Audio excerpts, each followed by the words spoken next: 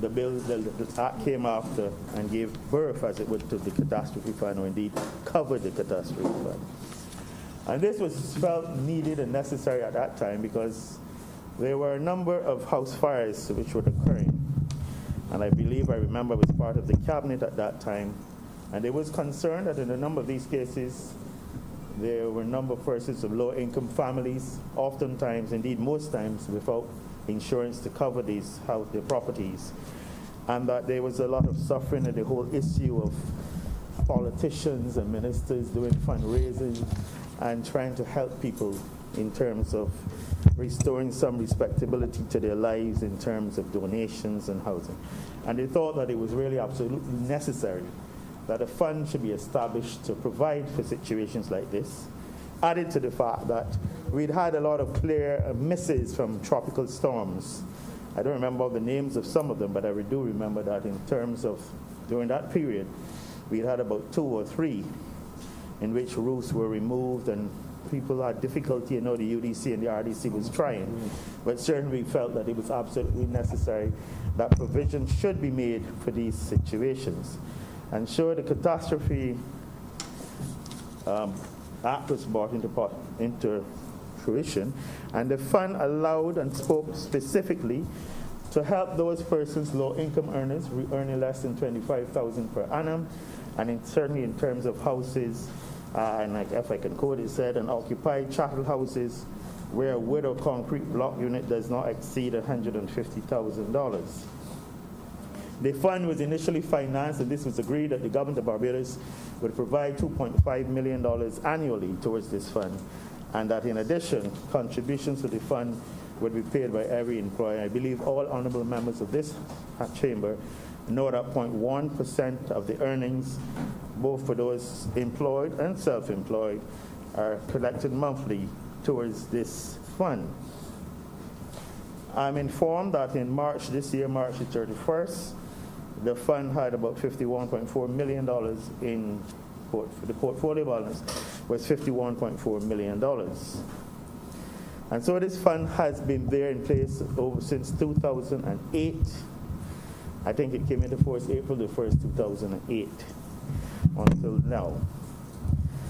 In April, the Honorable Prime Minister, while she was speaking in terms of measures to deal with COVID, mentioned among us a number of things that there would be, I believe it was VAT fund, I'm trying to find the name of it again. Losing old age is something else. A VAT loan fund. A VAT loan fund. You haven't left me to say anything, sir. Sir? I said old age, I'm claiming it. A VAT loan fund. But catastrophe. And this has generated, since she's made this announcement, to $40 million, which would go to certain business persons who registered, they've been paying their VAT, their turnover roughly over $200,000 a year, and they show how they have been drastically affected financially in their business because of COVID. And this has generated a lot of discussion, and naturally so. Persons are wondering why would a catastrophe fund would be used for this. First of all, my understanding of a catastrophe, sir, it is an event of grave and great and sometimes sudden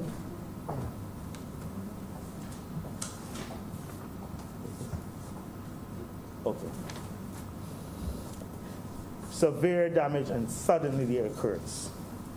And it can cause damage and or suffering. And I'm saying that the present COVID pandemic is almost, to borrow a phrase from the younger generation, almost like a double whammy. You have a pandemic, a health crisis, a global public health crisis. In addition, you have it resulting in a almost total shutdown globally in terms of countries, in terms of their economies. So you're having now an economic catastrophe on top of this global health crisis.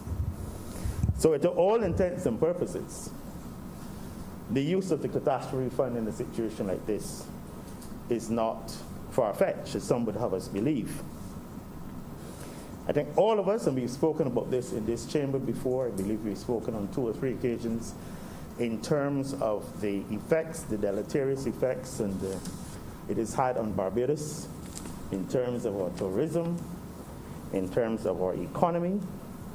I think we might differ in approach or use of language, but I believe that all members in this honorable chamber, on both sides, in spite of whatever political persuasion they might have or might not have, would agree that Barbados was doing fairly well, certainly in terms of the macroeconomic situation in the last 2 years.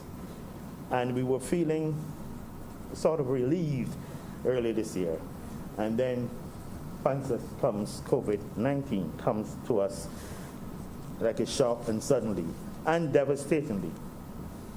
And the government has been trying its best to deal in this situation in terms of the health reaction.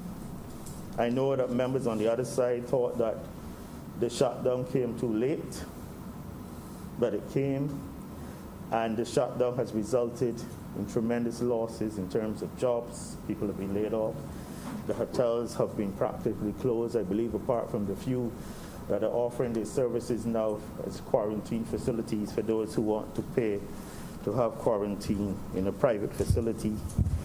In terms of the retail shops, every aspect of life in Barbados has been affected, and drastically so, by this COVID pandemic. And the government, a government that has been accused in this very chamber by members on the other side of not caring, has endeavored to assist in all sectors. All sectors. We've started in terms of those persons, in terms of the household survival program, recognizing the need to ensure that persons don't fall through the economic cracks in terms of poverty, and recognizing that in terms of welfare support, that there was a need to increase it and to add an additional 10 million so that the welfare grants could be increased by 40%. Has provided in terms of the household mitigation for those persons who are described as vulnerable, can at least have access to about $600 per month. The unemployment benefit, no doubt, fund has been under tremendous strain. The last time I heard, there were over 40,000 claims for unemployment with the NIS. And obviously that will put the unemployment benefit fund on the strain. We recognize that the self-employed persons were complaining that they were registered, they pay NIS, business is down, and there is no recourse. And they provided a business cessation benefit of $20 million, allowing them to be paid monthly $1,500. And this is for April and May. Went further and recognizing also that you have the small businesses. And indeed, my colleague senator will be very pleased with this, even looking out for the small businesses, again recognizing in the face of those who might claim falsely, of course, that the government is only interested in the big business, that recognize the importance of the small businesses and that they were drastically affected, and so provided a fund whereby they could get at least $500 per month per employee, up to 5 employees. They've also created a small hotel investment fund, recognizing how hard the hotels would have been struck by the repercussions of COVID-19. And then we come to what we're discussing today, in fact, the VAT loan fund of $40 million. Recognizing that businesses are going through a terrible state at this point in time, recognizing that they need to assist them, because we well recognize that the economy has been practically in April and May ground to a halt. Revenue has been embarrassing in terms of government's revenue, yet we are expected to maintain all the services, and we have been maintaining the services.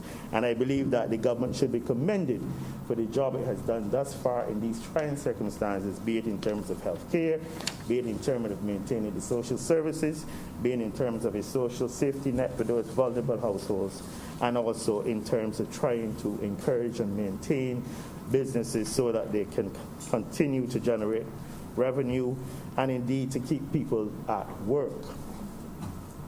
And hence, they thought it would be useful having these funds. It is a catastrophe, and to provide some breathing space for these businesses. As I said earlier, there are certain criteria in terms of them being registered and paying VAT, and in terms of them being to apply to this fund for 12 months, interest-free, and I think they're entitled to 50% of what they would have filed previously in terms of VAT. And we've heard it said that why the catastrophe fund? But we've not been told what were the solutions. I believe I heard the honorable leader of the opposition in the other chamber making some reference to the fact, and I'm sorry that he didn't speak to perhaps his colleague senator in this place, in terms of why wasn't government then using the VAT funds rather than taking this from the catastrophe fund? Why couldn't government allow those people to owe VAT, inside give them a loan? At a time when I said that revenue has almost dwindled to zero. So you're saying that we've drastically reduced VAT income coming in, VAT revenue, that you should even make it worse by using this to stimulate the business sector. And that's why Sam was wondering that perhaps he would not have discussed that with the very eloquent and enlightened senator on the honorable side within this chamber, who happens to share the same political affiliation as he does. Or so I believe. So in effect, Mr. President, it is, to all intents, fairly straightforward. And as a result of the decision, certain amendments were necessary to the original legislation. As a result, Section 2 had to be expanded in terms of the definition of a catastrophe to include the term global pandemic and non-natural disasters, and they have gone further to include acts of terrorism and breaches of cybersecurity, recognizing the state of the world in these days. I believe Section 4 has been also amended in terms of not only eligible persons, but speaking in terms of qualifying businesses in need of aid. Section 5 has simply been amended in terms of the categories. Again, it speaks to that. And of course, there was the issue of the committees. Initially, there was one committee which dealt with, and this will be covered under the schedules, that you have an economic catastrophe committee and a physical committee. Initially, there was one that in terms of assessing the needs of those persons in terms of the houses and the physical structures. Now we're looking in terms of the economic catastrophes, as I spoke to earlier. Of course, the Board of the National Insurance will continue to have oversight over the fund, and essentially, those are essentially, in a nutshell, the main amendments in terms of the original act. Mr. President, as I said earlier, and when I started, to my mind, it was a fairly straightforward and sensible and rational decision, recognizing the need to support the businesses at this point in time, giving them some breathing space in terms of VAT, using the catastrophe fund to provide the loan for them over 12 months, and allowing them, in effect, giving us in terms of being able to collect revenue and continue the revenue stream. So I think it is a very important amendment in terms of changes in terms of the catastrophe bill, and recognizing though it is some 13 years later, in terms of the need to refine the definition of a catastrophe. Mr. President, with these 2 words, I beg to move that this bill be now read a second time.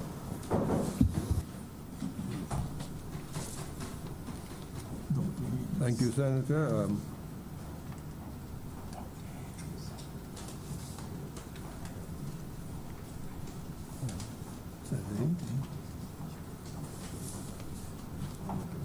Senator Hayes, are you ready?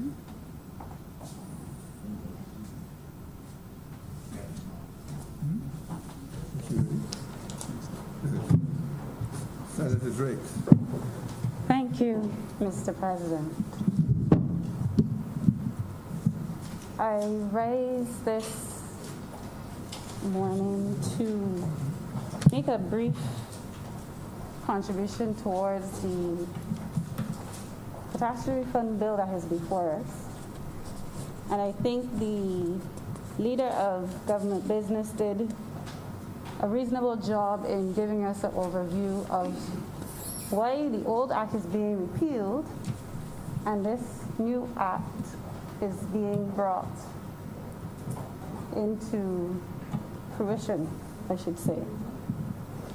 But sir, I want to just quickly highlight some of the major changes that I see within the new bill. The first clause, sir, that speaks to committees, as was rightly noted, speaks to now 2 committees that would oversee how claims. Yes. I hope this is better. Yes, very much better, thanks. How claims are now processed with a physical catastrophe committee and an economic catastrophe committee. And sir, I commend the government for including those 2 committees and outlining them explicitly within the legislation, because I think what COVID has shown us is that we need to be a bit more comprehensive in how we treat the disasters and what are the direct and indirect effects from disasters, because although we're dealing with a health crisis, this is very much an economic crisis, and some have also called it an economic catastrophe. So I believe that measure, as it relates to the introduction of those 2 committees in clause 6, if I said 2, just my apologies, but clause 6 to the bill is to be commended. Sir, what I'd also want to highlight is in clause 8 of the bill. It states that the Director of National Insurance shall A, keep proper accounts of the fund and proper records in relation thereto, B, prepare a monthly statement of the accounts of the fund, and C, no later than 2 weeks after the end of the month, submit the statements to the Chairman of the National Insurance Board and the Director of Finance and Economic Affairs. And that clause goes even further, and it states in subsection 2, the accounts of the fund shall be audited at least every financial year by the Auditor General. Sir, and this is where I'd like to start to make the intervention regarding how we manage the National Insurance Fund in its totality. Sir, with no actuarial review since 2016, it could be said that we're almost operating somewhat blindly.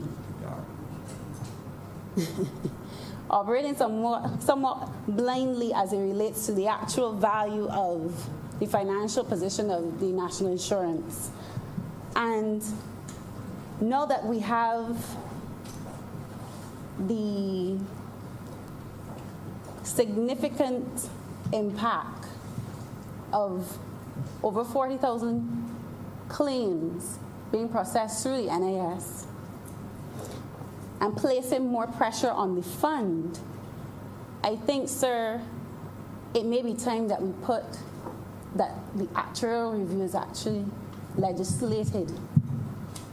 And that, I think, would have been a good addition to this bill this morning.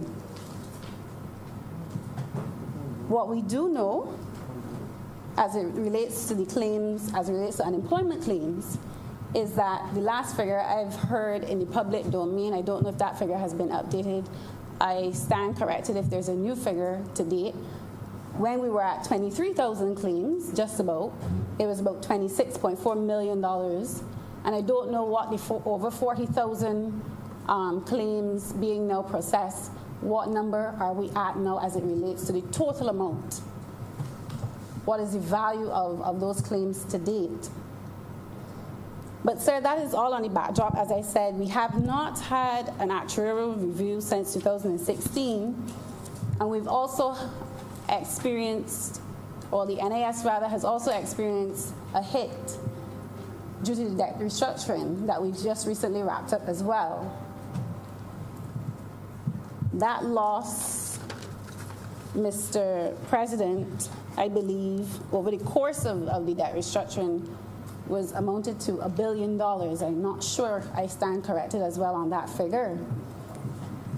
So those are some areas which, for me, I think, and the rest of Barbados would prompt us to include in legislation that it be mandatory that we have actuarial reviews of the NIS. I am not sure if that is outlined in the NIS Act itself, but surely it is not outlined here under the catastrophe fund bill that is before me. Sir, another factor that is also going to play heavily on the NIS is that of the recent pronouncement by the Prime Minister as it relates to our population. We have an issue where we are, in another 15 years, I believe she said, we'll see a declining population. And that also will have a significant impact on the NIS and how it's able to meet its obligations. Sir, if we're also saying that we have no actuarial review since 2016, we now have an economic catastrophe on our hands that millions of dollars are being paid out on the backdrop of less benefits coming in because of the lower employment levels, then, as I stated, I think that it is time that maybe possibly we legislate actuarial reviews for the fund. And if it is already legislated, then why hasn't the right action been taken to address this immediately, and those who are responsible for the fund being held accountable? So, sir, looking at the bill and noting its original intent, and I know a lot of people would associate the catastrophe fund with the hurricane season and any claims that would be paid out in the hurricane season. I also have not heard as well what is the state of the catastrophe fund, what is the value of the amount in the catastrophe fund. And I say that not necessarily being facetious, but given the fact that the hurricane season that we're in now has been classified as going to be well above average. And we know that Barbados is, I don't want to use the words that we're due for a major hurricane. And are we in a financial position to accommodate that type of event, given that we're now using the catastrophe fund to compensate those as it relates to the businesses who have filed VAT in an orderly fashion, I would assume, and they can now seek relief through, I'm hearing aside, sir, how they can seek relief through the catastrophe fund. So, sir, those are just my interventions, and just looking at the bill in what the government is trying to do, and bringing up those impacts that, for me, I'm still a little unsure of how financially viable the fund is. And those three things, as I mentioned, sir, are what are the impacts or the forecasted impacts on the fund as it relates to the COVID claims and the unemployment claims in that manner, because we have less contributions coming in, and we also have an exponential increase in claims, the debt restructuring and the impact that that has had on the fund. And then, as I said, that medium to long-term issue of population and how are we going to address that in the future, given that we are in a place where we have to look at how do we populate Barbados in a way that we still have our systems functioning in a way that finances the older generation or the more mature generation going forward. So, sir, those are just my few interventions, and I hope that some of the questions I would have posed, there are some answers. But one of the things I really want to hit home is the legislating of an actuarial review of the NIS. And with that intervention and contribution, Mr. President, I thank you and I'm obliged to you. I recognize Senator Dr. Haynes.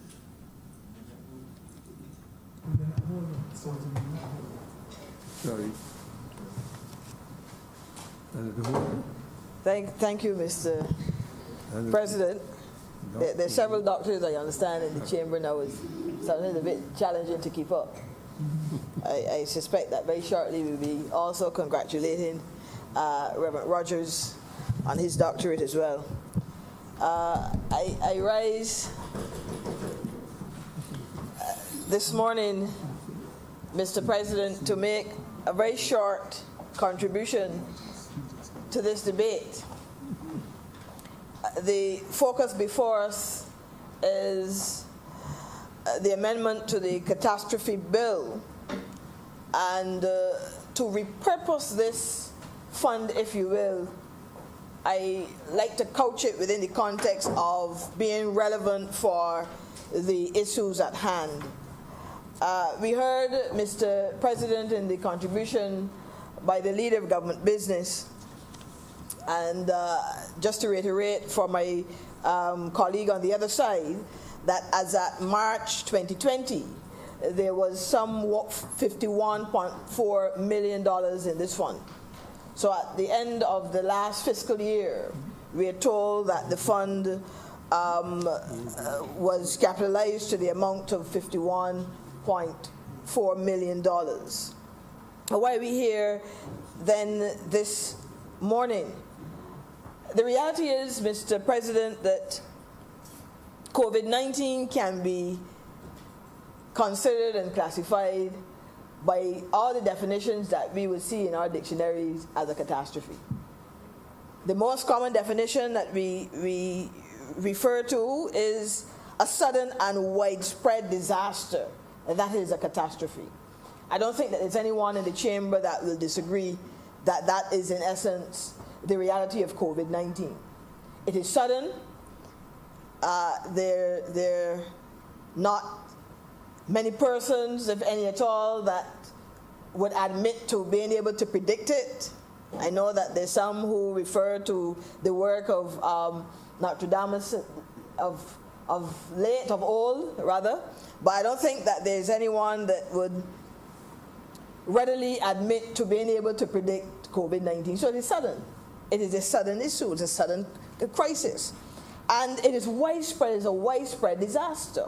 It has left a deleterious impact on not only our economy, but also our community. So we know that it qualifies as a catastrophe. Now, why am I emphasizing this the beginning of this intervention, this short intervention? Is because, Mr. President, I've heard in the other place, and might I add, in the public domain, queries and questions around why would we wish to touch these funds at this time, that COVID really do not, justify these funds being used. And Mr. President, I would hasten to disagree, because this is, in essence, a disaster that has struck this nation. And, government is about governing, and government is about making decisions in the best of times and making decisions in the worst of times. And the fact is, we have a situation before us that warrants the kind of leadership and the kind of decision making at this juncture to address the crises that are before us. And so, the use of this fund, the repurposing, if you will, of this fund to treat to issues that, yes, are catastrophic, but of an economical nature, I think, Mr. President, is worthy of note, worthy of commendation. So I wish to support what we're doing here this morning. And to put it into context even further, the repurposing of this fund, Mr. President, is to assist with a critical sector of our economy, a critical sector of what we know as life here in Barbados, and that is our business community. I don't think that there are many who really have an appreciation for what COVID-19 has done to the business sector. You look across the pages of the daily papers and you see the comments, you hear the cries. Where I sit, Mr. President, I have to deal with this on a daily and a weekly basis. I'm saying to this chamber that businesses out there are suffering as a result of this catastrophe, as a result of this disaster. No fault of their own, Mr. President. No fault of their own. Because COVID-19 came upon us, as I said before, suddenly. At the end of the last fiscal year, all of the data would have suggested to us that Barbados was on the right track relative to its fiscal position. Government would have spent the last 18 or so years, as we know, in this program, seeking to what I would describe as steady the ship of state, to make sure that our economy did not fall off the cliff, as it were. We know that there was a target of a 6% surplus that was met. We got the glowing reports from the IMF. I know a lot of people don't like to hear of that organization, but hello, this is a creature that we have to work with globally. But we got glowing reports. And so we were on track, Mr. President, to put our economy on a growth path. Here comes this catastrophe. Now, what is the role of government in these circumstances? Some time ago, I spoke to this reality that government, yes, has to be able to rise to the occasion and defend and protect the vulnerable. I hold to that view strongly. And as I said, government is about governing. And so when we have crises, when we have these kinds of situations, government is, Mr. President, the one key player maybe in the overall society that has to do more to protect, that has to do more to preserve, that has to do more to steady this ship. And I'm satisfied that that is what we are seeing in the repurposing of this fund. That government understands that it has to make sure that the business sector does not fall through the cracks and therefore provide these funds to help support those that would need them at this point in time. Now, Mr. President, that, in my view, is worthy of commendation.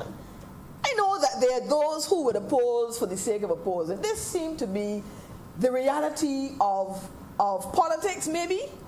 The reality of some who, I don't know, maybe can blame it on COVID. They're at home and maybe a little more time on their hands, and they are opposing for the sake of opposing. I could not fathom why persons would object to repurposing this fund. I couldn't fathom. I mean, I listened to the debate in the other place, couldn't understand why you would have a challenge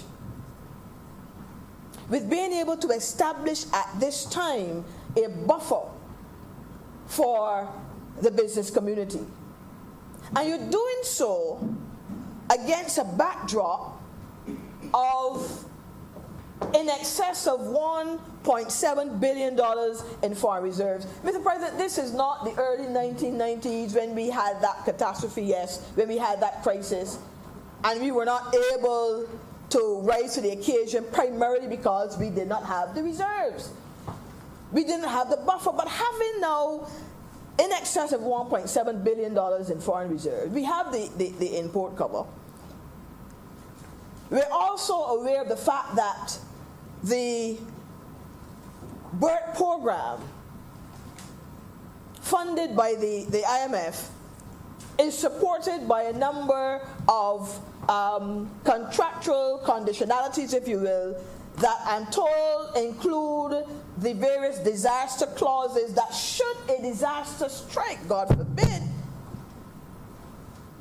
that we're able immediately to trigger those clauses and therefore be able to access the resources that are needed in the millions of dollars, might I add, to help recover during such a disaster. So when you look at the context, Mr. President, we have been able to put in place the safeguards in the event of a disaster. And so my first thought is, why? Why would persons oppose, object? Why? Mr. President, I don't understand it. Is a business sector that at this time needs the capitalization for the operational support, to be able to invest in equipment and so on, to be able to migrate to the technologies for this digital environment, why would they object? But, Mr. President, I've concluded that we live in a time, unfortunately, so when people will object sometimes just for the sake of doing so. But I am satisfied. I am satisfied that repurposing this fund is a step in the right direction, because we are treating not only to the environmental disasters, if you will, if you can call them that, but we are treating to the economic disasters that can affect our economy, and in this situation here with COVID is affecting our economy. So I'm satisfied with that. My second thought then, Mr. President, is the business community that will be able to benefit now from this VAT fund. Those that earn in excess of $200,000 per year. Those, Mr. President, that contribute significantly to employment, they contribute significantly to economic activity, that they now are able to access funds to stay afloat during this time. Now, why is this critical? Those of us who understand how the economy works, how the economy functions, would have an appreciation for the fact that the three key players within the economy, the government, the businesses, and households, rely largely, and maybe I have a bias here, on the business community, because it's really businesses that trade. Yes? Governments don't trade, and households don't trade. So businesses trade. And therefore, the economic activity that we expect within an economy comes from businesses.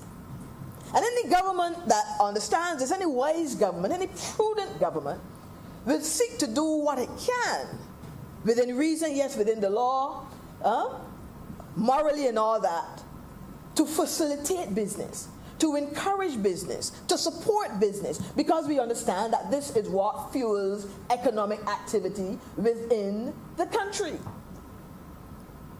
Our data, and I've referred to this before, and permit me, Mr. President, give me a little leverage if I refer to it again. Our data suggests that in Barbados, we have, and with some attrition, I believe, I'll round it off maybe at this point to a little over 8,500 formal enterprises operate in this country. At the time of the survey, it was a little over 9,000, and I know that there have been some closures, Mr. President, so I'm going to suggest about 8,500. And that is formal businesses. Equally, the data suggests there's a similar amount in the informal economy, contributing significantly to economic activity on a monthly basis, on a daily basis. And these firms, Mr. President, with the exception of government, the non-government employees, are responsible for, contribute significantly to employment. Significantly to employment generation. These are the ones that are therefore supporting, if you will, households. The second player within the economy. These are the ones that are supporting those vulnerable groups across our communities, across our villages, our districts, and so on. These are the ones that are hiring people. These are the ones, Mr. President, that are contributing to the third player, the government, by way of taxes, by way of duties and the like. This is how government is earning revenue to provide the social services for the country.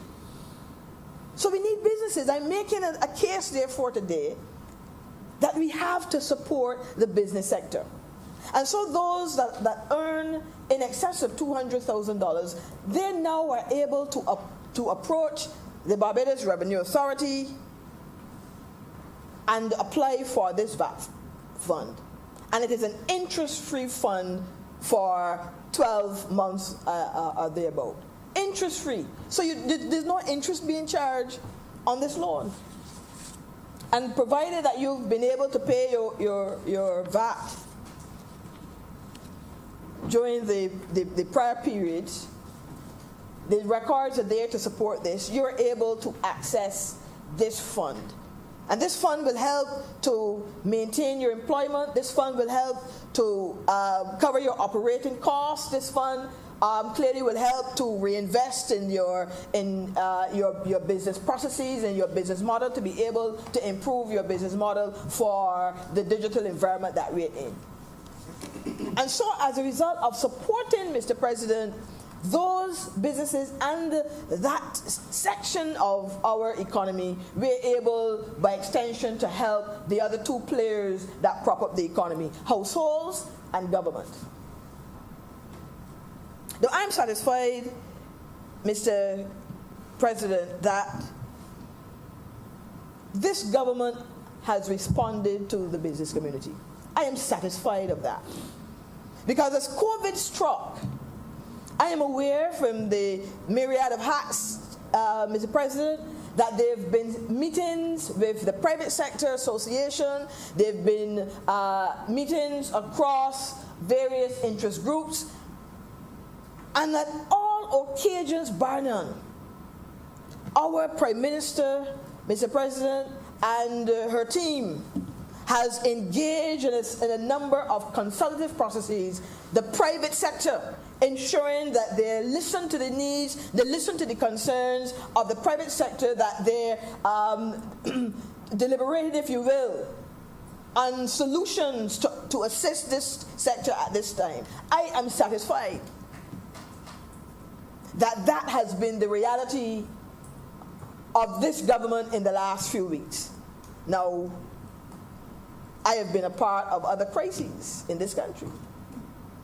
I have been a part, Mr. President, of an organization I lead when we had other catastrophes, if you will, other disasters that struck. And I can say to you without fear of contradiction that that was not the case with prior administrations.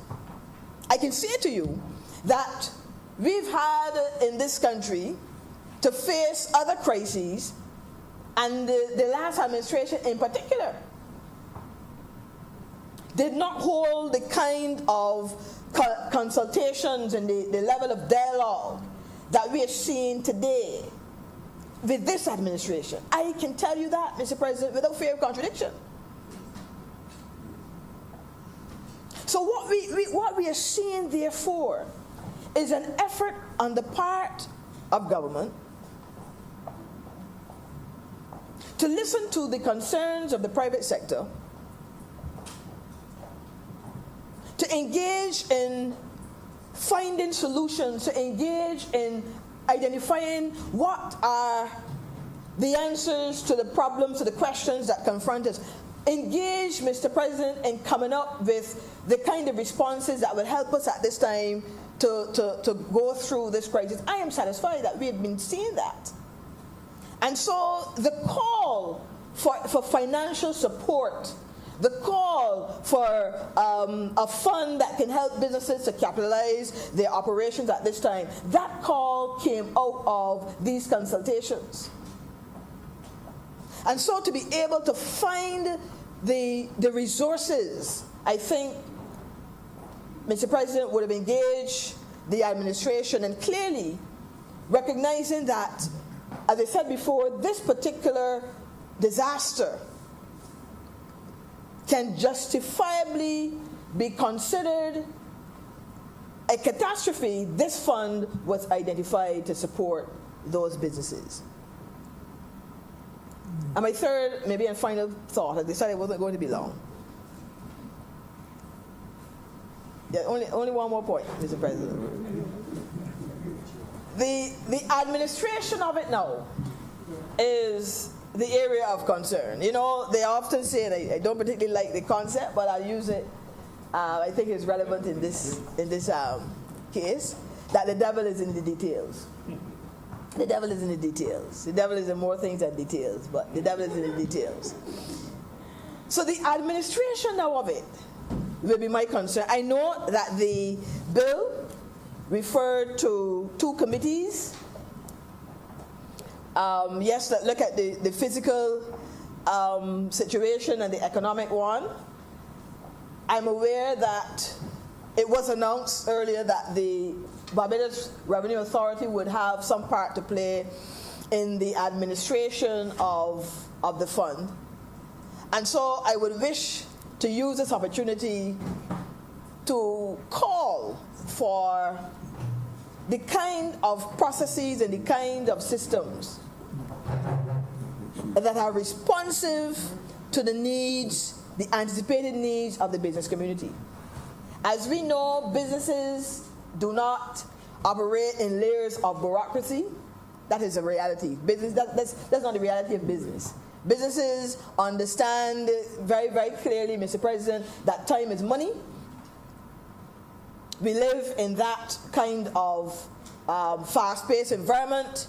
I'm not saying that the private sector is holier than thou and has it all, all together and that there are no faults. But I'm simply saying that there's a different culture, if you will, within the business sector, the business community, and sometimes the government service. There's a different culture. And all I am calling for is that we put the systems in place that would allow for that kind of rapid response, that would allow for a level of nimbleness in the application processes and so on, that our firms can now access these funds. Because what we do not want, Mr. President, is for our administration, yes, to respond quickly to the needs of key constituents, put the funds in this case in place or other programs in place, and then the intended beneficiary cannot access. The intended beneficiary then is deterred from accessing because of the process involved. We don't want that. So we want to make sure that all persons appreciate that we are in this, yes, together, and therefore the government service, the government departments that will be responsible for administering this need to appreciate that time is money. need to have a greater understanding that firms cannot wait inordinately long periods of time to be able to access financing in this particular environment. This, Mr. President, is something I would wish to echo, because we know, we've seen it time and time again. We've seen it in the past, where we put these mechanisms in place. We respond, yes, to the needs of our constituents, the needs of our sectors that we're here to serve. And then we have a myriad of bureaucratic processes in place that prevent those that we are targeting from getting the support and getting the assistance that we intend on. So I would wish to signal to all concerned that it is equally important now that we have repurposed this fund to make sure that those who earn above the 200,000 VAT threshold, that they can access an interest-free loan, that we now make sure that the systems are in place to have that rapid response, that the underwriting processes are there to be able to treat to those who will come to apply for this loan, that they can access the funding in a quick manner, in an easy manner, and not be deterred from this process.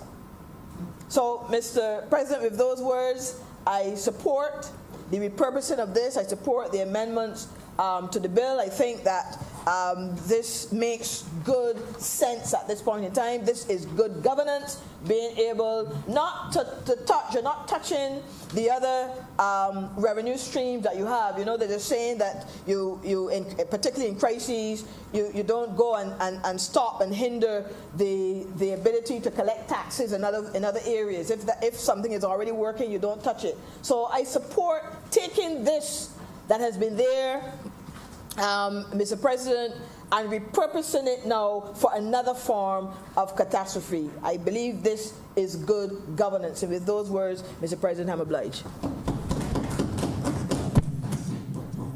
Thank you, Dr. Holder. I now recognize Senator Dr. Haynes. Good afternoon, Mr. President and colleagues. I just want to make a brief contribution on this bill. So globally, we all know that COVID has caused around 7 million infections and over 400,000 deaths. But even so, the UNDP has said that COVID-19 is much more than a health crisis. There's been a lot of talk in public spaces about what is a catastrophe, why are we raiding the catastrophe fund? But if ever there was a catastrophe, no one can argue that COVID-19 is not the mother of catastrophes.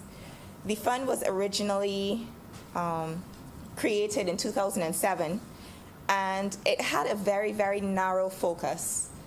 Literally, it was created to allow for home repairs on chattel houses that were damaged in the case of, based on the definitions outlined in the act that we're now trying to repeal, a very narrow range of environmental disasters, including storms, floods, storm surges, those kinds of things. But 23 years later, there's a necessity to adapt that legislation to a more modern context. So if you look at the bill before the House today, it is amended not only to include the environmental disasters that were outlined in the original legislation, but we've added pandemics, we've added cybersecurity attacks, and we've also added acts of terrorism. And that is something that I believe is laudable. It is very forward-thinking. Based on the range of things that have been added, we're not waiting for the potential act of terrorism or cybersecurity attack to occur. We're preempting that and making sure that we're prepared so that those funds can be dispersed rapidly in the case of an emergency. But not only are we amending the range or the spectrum of catastrophes that are covered, But in addition to allowing individuals whose homes may be damaged in the event of a natural disaster, because those low-income earners are not being excluded in this bill, they've still been included. But what the legislation has sought to do is also to address the need for, and not big business, I kept hearing a reference to business, but to address the needs for small business owners, the hairdressers, the people who might have a small catering company, a small medical practice like mine, to be able to survive what has no doubt caused the greatest economic fallout that we've seen, I believe, since the 1930s. We've seen a situation where over 43,000 unemployment claims have been submitted to the NAS department. It's projected that there's going to be about $450 million shortfall in government's revenues for the year. We've seen schools having been forced to close, entire sectors like tourism being shut down, airports closed, borders closed. The impact cannot be understated, but there's a need to be nimble and adaptable and responsive in times like this. I just wanted to address a few things because it's not a situation where Barbados alone is looking to do this. I did a bit of research, and what I found is that both the IMF and the World Bank had actually made some changes to how they did business, even predating COVID. So in 2015, the IMF transformed what was then known as the Catastrophe Containment Relief Trust to something called the Post-Catastrophe Debt Relief Trust, where they specifically included the risk of a spreading epidemic. The World Bank in 2017, for the first time, launched what are known as pandemic bonds, which sought to have what they call surge funding disbursed to developing countries in the event of a public health crisis. So even though Barbados hadn't changed legislation in anticipation of something like this, the moment has arrived. Just very briefly, because I feel like speakers like Dr. Holder and Dr. Walcott have been quite comprehensive in their contributions, I just wanted to also address two things very, very briefly. The fund had a value of roughly $51 million at the time that we decided to access the funds and to divert them to support not just small businesses, but self-employed persons. Obviously, the idea now is that we're in the middle of the hurricane season, or the hurricane season is just about getting started. What is going to happen to Barbados if a storm comes? But in the wisdom of the economic team, the BERT program was structured in such a way that we are one of two countries in the entire world with what is known as a natural disaster clause built in to our debt restructuring program. And that is a big mouthful, but basically what it means is that should a hurricane or a severe storm strike Barbados, what would happen is that immediately our debt payments are suspended. And what that is intended to do is to free up, to what I understand, close to $700 million, which can then be diverted towards activities including rebuilding infrastructure and systems and getting the country going again. So when you weigh a $51 million fund to the possibility of having up to $700 million being at the government's disposal in the event of a storm or hurricane, we can see that the way that the debt restructuring was organized had a level of redundancy in place where the catastrophe fund is, not to make it sound small, but a drop in the bucket compared to the kind of funds that we would have access to because of the natural disaster clauses. So just to allay some fears on that side. Now, as it pertains to the NAS fund, when this government took the reins of power in 2018, we had a situation where I understand the arrears owed to the NAS department were in the range of $400 million. That was money owed between statutory corporations and state-owned enterprises. So when we talk about the debt restructuring causing the NAS to take a hit, the hit was actually in the fact that contributions were not actually being made to the fund by the previous administration. The hit was caused by that fact, leading to the fact that we required a debt restructuring because the fund was was missing contributions because of the last government not actually paying their statutory obligations for close to 4 or 5 years. I was also made to understand that the audit of the NIS department was actually completed this year just before COVID. That report is due to be released within the coming weeks, and every indication is that the fund is in stable form and does not require any government support at this point in time. So members of the House and the public can look forward to that. And further to that, I just wanted to say the fund is doing exactly what it was intended to do. We have a situation where obviously we have, unfortunately, a ballooning level of unemployment. Every week, I mean, it jumped from 23,000 to 43,000 just in a matter of weeks. But my understanding is that 92.5% of people who have filed claims to this point have received their funds. So any worries related to the NIS and its stability and its ability to function in the way in which it's intended, the evidence to this point has been clear that the fund is performing. It's doing exactly what it's supposed to do. And we have to commend the people who have had to stay up late, be involved in all the meetings and the consultations to make sure that the country remains on a stable footing. When we talk about business, small business in particular, I will say my experience was that when we had our first COVID-19 case on March 17th, I had probably 6 or 7 cancellations from my clinic. The impact was swift and severe, and that followed through for several weeks to the point where it did not even make sense opening. And my story is just one in several hundred, I'm sure. So the intervention is timely. It will have a real impact on households' ability to survive, our ability to put food on our tables, our ability to help others. And that, sir, is what I have to say related to this bill this morning. Thank you. Thank you.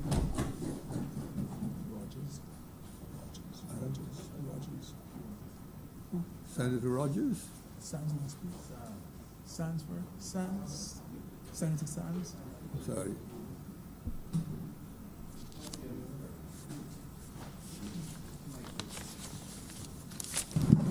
Thank you, Mr. President. Well, I would have heard some stellar contributions being made in this honorable chamber this morning. I would have heard some stellar contributions being made in this chamber this morning. I would like to commend Senator Holder, because a person in her position who has her heart and ears to the pulse of the business community would know firsthand the impact that COVID-19 has had on the business sector in this country. Now, the leader of government business would have given you a brief overview as it relates to the purpose of this catastrophe fund. And just a quick overview, I would go over a few things with you. Now, this catastrophe fund was first enacted in 2007. And the initial purpose of this act was to provide financial aid to lower income earners, persons who earn $25,000 or less, and owned charter houses that was valued at $150,000 or less. So the purpose of the catastrophe fund in 2007 was specifically to deal with those persons who might be impacted by a natural disaster if it was to occur. And the Catastrophe Fund Act of 2007 would have listed a number of events which would be considered to be a natural disaster so as to initiate the fund. Now, the events that were listed, and I will just list them for you. It was a fire, earthquake, storm, hurricane, sea surge. Most of these things, if not all, were all natural disasters.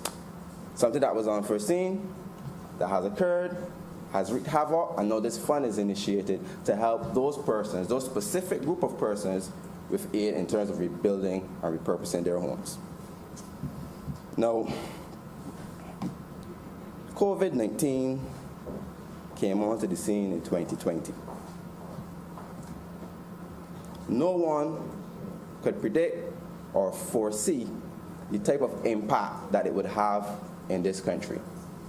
Now, COVID-19 is a two-headed snake, a two-headed monster, because it not only attacks us as it relates to our health, but it also attacks us as it relates to our economy. There's no rule book to deal with a pandemic. Everybody will have highfalutin ideas as to how we should address issues in a time of crisis. They will have numerous people, when they're not in the driver's seat, willing to oppose and give their views without actually ever producing an alternative course of action, without ever seeking to provide an answer to the problems that the government is facing.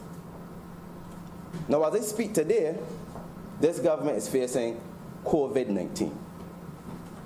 Now, if in 2007 it was foreseen that we would ever be plagued with a pandemic, maybe it would have been implemented at that time. Because as Senator Holder rightly stated, a catastrophe is exactly the definition of what COVID-19 is. A sudden event that has wreaked havoc, that was unforeseen, and has adverse effects on the country. COVID-19 is a catastrophe, but unfortunately, it was never mentioned within the catastrophe fund. So this bill seeks to expand the scope of what is considered to be a catastrophe. Now, 13 years would have passed since the enactment of the Catastrophe Fund Act 2007. And we would have seen worldwide an increase in terrorist acts, an increase in cyber attacks, and now today, a pandemic. None of these things would have been foreseen in 2007. We now face a variety of issues and events which could all be considered catastrophes. So by expanding the scope in this new bill, it now grants this government the opportunity to provide aid in the event that any of those type of events occur. It expands the scope also to create other groups of persons who would now be eligible for aid. So it is no longer limited to just persons who own chattel homes and have, from the working class, who own less than $25,000 a year. It has now been expanded to deal with businesses, because the reality is that businesses in this country help to keep our country going. Without business, there's no employment. So we need, at this critical time, to put pillars in place to help stabilize what little we have left of the economy. Because right now, as I speak, if this government does not deal with the immediate threat, that being COVID-19, tomorrow more persons will go on the breadline. And the day after that, more persons will go on the breadline. More businesses will start to go belly up. More businesses will become bankrupt. And we will play the waiting game and watch as this country implodes. On the one hand, the Minister of Health is fighting at the front line as it relates to the health issue. But on the other hand, we still have to protect our economy. That is the bottom line. These businesses need our help. So what this fund does is make sure that once they pass the criteria, once they pass the test and qualify for aid, those particular businesses are now able to have some cushioning. Now let me just give you an example. So I would fall in the category of a self-employed person, practicing attorney at law. I had a few conveyances recently that I was can't wait till the day that we get the close so that I can see some of these funds come over to me. And I received a phone call from a client who works in the tourism sector. While the particular business she was working for was working on skeleton staff, which means that some of the persons would have already been laid off. She was lucky to survive. She got a call the day in front, indicated to her that she too would also be put on the breadline. So her entire life has been put on hold. She intended to buy a piece of this rock. And now the bank or the lending facility is not inclined to release the funds because there's no guarantee she may ever get back her employment next month or the month after.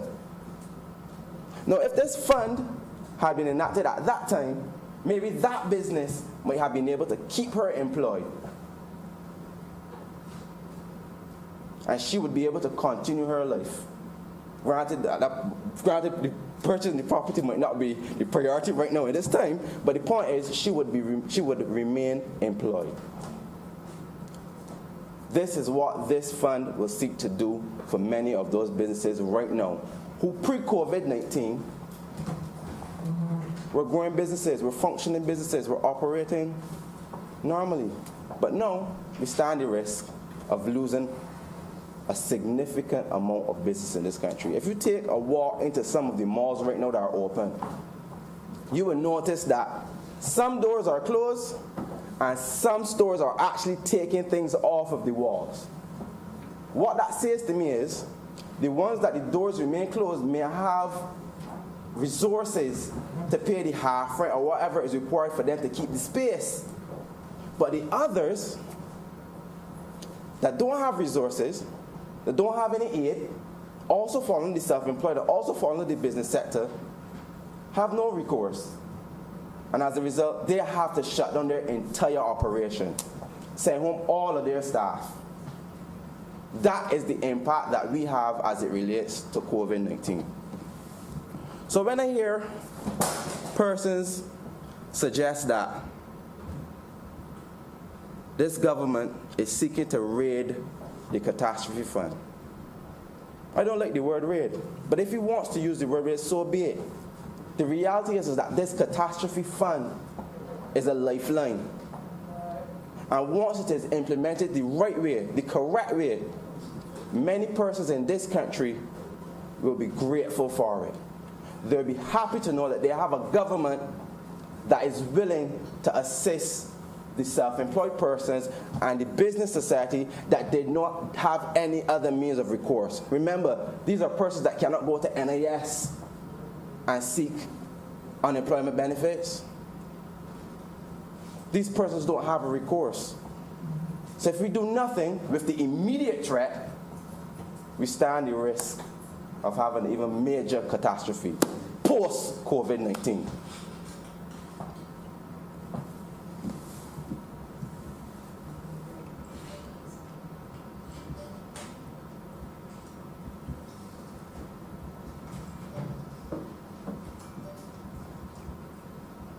Now, I don't tend to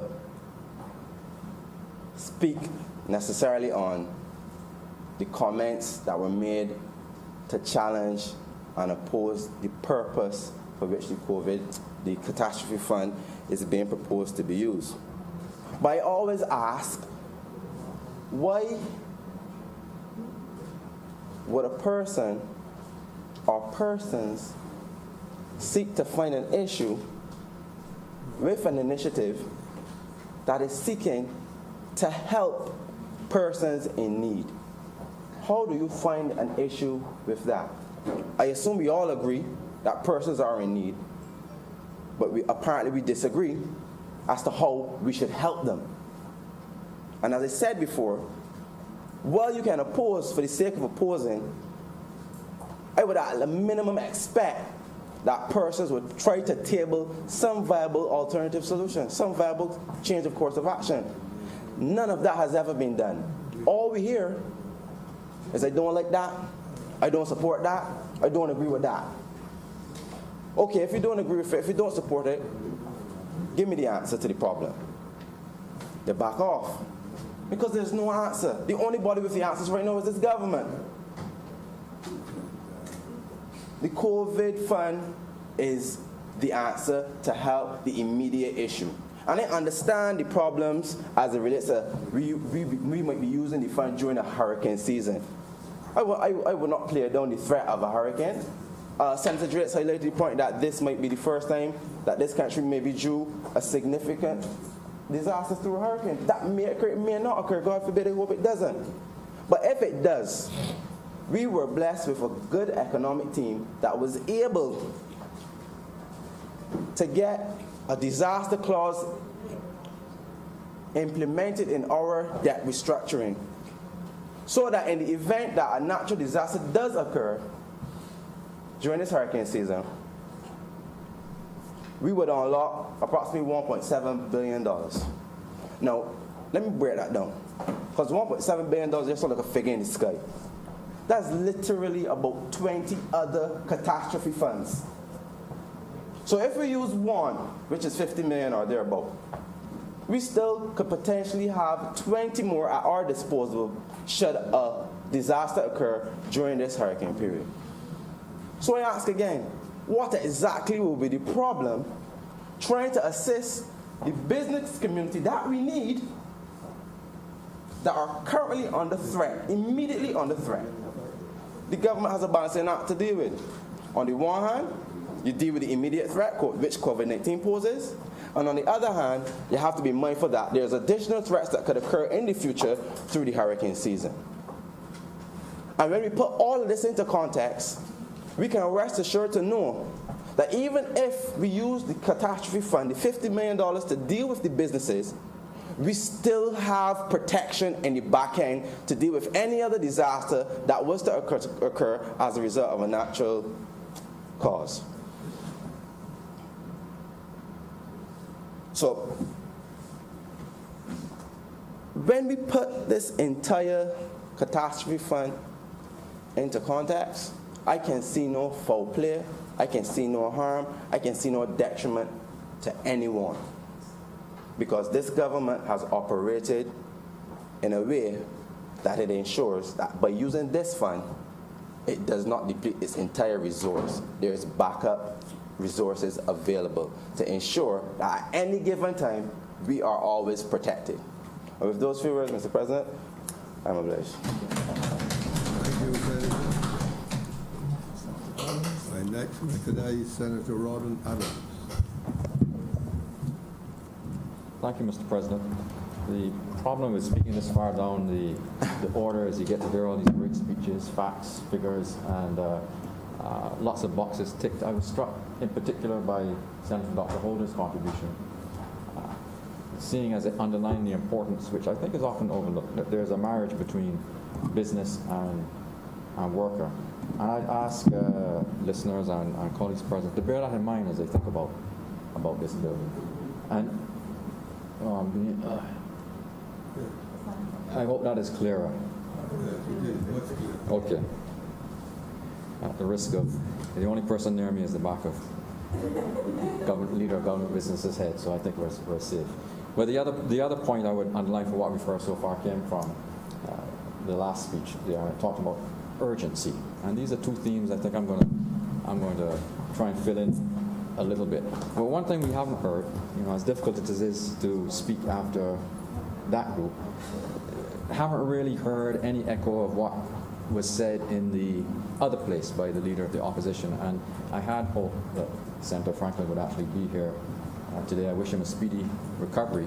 But I have heard him on social media, and I have heard Reverend Atherley in the other place make the point. He did use the words, we're raiding a fund, but he also spoke extensively about VAT. Why aren't we going back and collecting the VAT? Now, we actually had two dedicated speeches, two dedicated debates to this, both in the other place and here. I think the government covered all the objections, all the comments, all the observations, and I recall Senator McConney making a great conclusion to that debate in here, in which it was dealt with pretty comprehensively.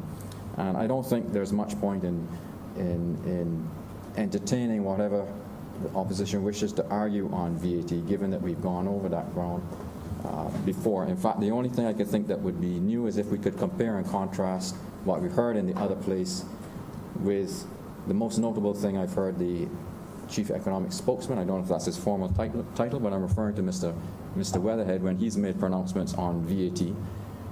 Here we are being criticized for not collecting enough of it, and his most notable pronouncement has been that he won't collect any of it, not one red cent, and he would abolish VAT altogether. I'm hearing an interesting aside, but I'm not going to repeat that. So, turning to the title of the bill right here, Catastrophe Fund Bill. The key word is really catastrophe. And when we consider the news that we've heard from around the world, it really falls into two categories. Senator Boyce, I think he's just left the chamber, but on an earlier occasion he made a very nice speech talking about lives versus livelihoods. Now, on the lives part of the equation, I think Barbados and every senator in here can be grateful for the work that's been done by Minister Bostic and his team. Until today, we were 19 days without a new case. But because of the repatriation, I think there are 4 new cases that our protocols have caught, and will put those people into quarantine. So it's a nice record to have had, but I think we should be equally pleased that the protocols catch the additional cases as they arise. I, for one, am very grateful that we've got a Minister of Health and a team that has been so rigorous in a very difficult and stressful time in putting together the system that has been put in place. And when I look at some of the headlines that come across the news media, social media from places like Brazil and India, where the virus is clearly running rampant, or even in countries that have resources that far exceed our own, such as Belgium and the UK, when you consider their mortality rate next to ours or a great many other countries, I think our record stands very, very proud. Now, against that, you have the other half of the equation, which is livelihoods. Now, the headlines there are also really quite shocking. I saw last week, and you could pick these from anywhere, but last week, Germany put out a couple of pieces of data, and one was that their industrial production fell by 18% in April. Another was that year over year, their exports have fallen 24%. Now, that is the kind of impact, and that's just one country. It's similar across the globe. But that's the kind of impact it's far harder for us to immunize ourselves against. We trade internationally. We cannot easily fix other people's problems. Closer to home, and we've heard the number being given in here, but our own equivalent is this number, 43,000, or more precisely, it's 42,790 odd. This is the number of people who are claiming unemployment benefit and putting a great deal of strain on the NIS. Now, there are many countries that don't even have a welfare system that could have coped with that volume of unemployment claimants anyway. Ours can for the moment, but it's not something that is sustainable in even the medium term. Now, you look down from that number, those 43,000 people, and this goes back to what Senator Dr. Holder was talking about. They come from businesses. In this country, there are about 1,000 businesses that trade between $500,000 and $20 million a year. That's their sales turnover. And they by far represent the bulk of our employers, but also the contributions to NIS and the contributions to the tax take. Now, anecdotally, I know some senators in here live off anecdotes, so I'll concede straight away this is anecdotally, not hard data. But in the restoration, food and restaurant business, it looks like many of those firms are running at 20% of what they normally turn over. That is catastrophic, to use a word that we're going to hear a lot today. And further down the chain, anything connected with tourism is probably running between 0 and 5, maybe 7% of what they normally see.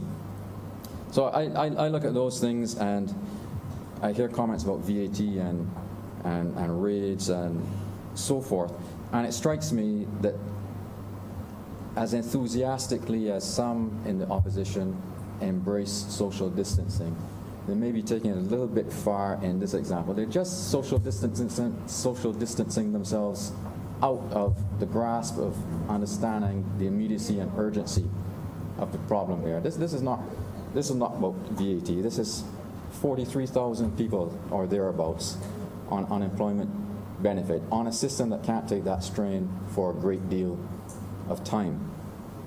Now, why do I say that? We've also heard people saying, well, you already got taxes in this area. Why don't you just use those taxes or that area? Senator Haynes earlier mentioned a piece of data in her contribution. the Ministry of Finance expects a shortfall in our tax take of $450 million. $450 million. So, on the one hand, 43,000 claimants, a system under pressure. On the other hand, a shortfall in the government revenue, including corporate tax, of $450 million. What we've got in sum is households, domestic businesses hunkering down, conserving cash, in no rush to spend anything other than what they really have to. There's a hesitancy there that's common in financial crises, a level of confidence, a wait-and-see attitude. If we don't find a way to break that cycle of wait and see, that period of time that it takes to break the cycle has the potential to turn into a real, again, catastrophe for us. So when we talk about repurposing the $51.4 million in this fund, it's more than just repurchasing. It's repurposing. It's part of a concerted effort to break this hesitancy, this wait-and-see attitude, to get people out spending, to preserve jobs, to reduce that 43,000 strong number in a welfare system that simply isn't designed to sustain that level of benefit for any serious length of time. And this is urgent. This is not. I take Senator Drake's remarks, and they're good ones, about actuarial review and audits and the demographic impact and so on. But there's an urgency here that's well beyond that. We need to take action, and we need to take it quickly to fix this. No one wants to see a situation where you have that number of people and some significant proportion of them nudge back into poverty because the system breaks down. You have absolutely to avoid that. Now I'm going to join this current set of remarks to another that we'll probably be having this time next week or maybe in the next 10 days, and that relates to the BOSS program. Here we're really talking about money that's going to go towards preserving jobs, preserving benefits to some degree, helping small businesses get through this. A lot of that is operating expenditure, providing working capital to small businesses. But against that, and what you have to recognize is that we have a pipeline of projects, capital expenditure projects in this country that totals nearly $3 billion. Just like households and domestic small business, they also are hesitant to proceed. There's a wait-and-see attitude there amongst the financiers, whether they are domestic or international. Now, there is nothing like instilling confidence and breaking this cycle of wait-and-see as a government prepared to spend its own money to walk the talk and put down money to kickstart CapEx projects to show everybody that they are prepared to protect jobs. And when we come to have that debate, it's worth considering it in light of what we're actually talking about today.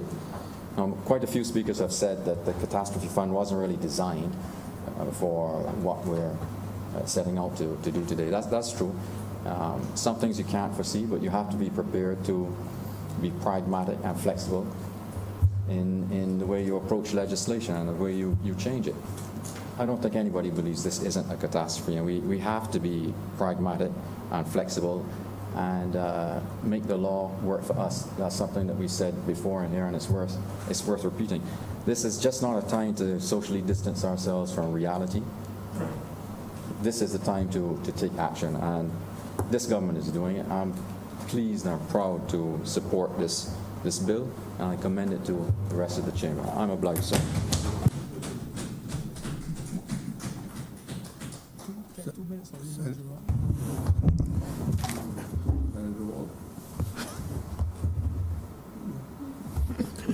Thank you, Mr. President. I wasn't sure. Mr. President, I just want to thank all honorable members who spoke in support of this bill, including the honorable member representing the opposition. But there were some queries that were raised. I know one or two of them might just have been addressed. Just to reinforce that the catastrophe fund at March the 31st had in its portfolio $51.4 million. I'm told that the 16th actuarial review, which was due at the council end of December 2017, is presently with the Ministry of Foreign Affairs for review. The Ministry of Finance for review, and will be no doubt laid in this honourable chamber within the next coming weeks. As of June the 4th, 45,340 claims for unemployment were made. I'm informed that 40,311 have been paid. A total quantum of $46.9 million has been paid, but in fact, this is 27,422 persons who would benefit. In other words, some people make more than one claim. In terms of the, yes, and the Act provides for the actuarial review, and it's done every 3 years. So and the government of Barbados is committed to providing the NAS with appropriate liquidity when necessary. And I have no doubt that within the coming weeks, this will be addressed by the Honourable Prime Minister in terms of the NAS and its stability and its liquidity. With those few words, I want to beg that this bill be now read a second time. The question is that the bill under consideration be now read a second time. All honourable members in favour, please say aye. Those against, please say no. You think the ayes have it. Mr. President, I beg to move that Your Honour do now leave the chair and this chamber resolve itself into committee for further consideration of this bill. The question is that I do now leave the chair and the Senate resolve itself into a committee of the entire Senate for the further consideration of the bill before us in committee. All honourable members in favour, please say aye. Aye. Those against, please say no. The ayes have it, and we are now in committee.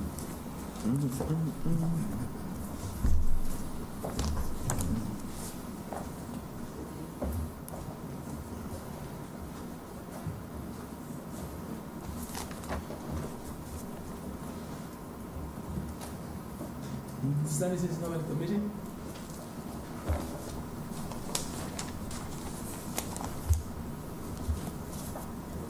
They can call in.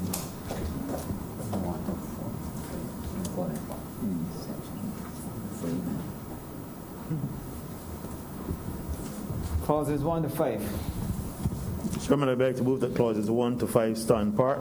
The question is that clauses 1 to 5 stand part. Honourable senators in favour, please say aye. Those against, please say no. Methinks the ayes have it. Clauses 6 to 10. Mr. Chairman, I beg to move that clauses 6 to 10 stand part. The question is that clauses 6 to 10 stand part. Honourable senators in favour, please say aye. Those against, please say no. Methinks the ayes have it. Clauses 11 to 14. Mr. Chairman, I beg to move that clauses 11 to 14 stand part. The question is that clauses 11 to 14 stand part. Honourable senators in favour, please say aye. Those against, please say no. Methinks the ayes have it. First schedule. Mr. Chairman, I beg to move that Schedule 1 be the first schedule to this bill. The question is that Schedule 1 be the first schedule to the bill. Honourable senators in favour, please say aye.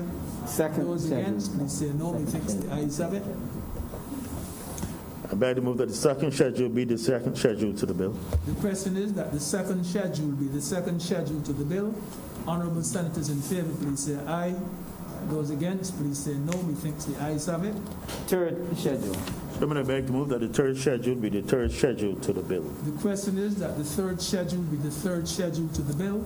Honourable senators in favour, please say aye. Those against, please say no. Methinks the ayes have it. Report. Chairman, I beg to move that you do now report to His Honour the President the passing of one bill in committee. The question is that I do not report to His Honour the President the passing of one bill in committee. Honourable senators in favour, please say aye. Those against, please say no. Methinks the ayes have it.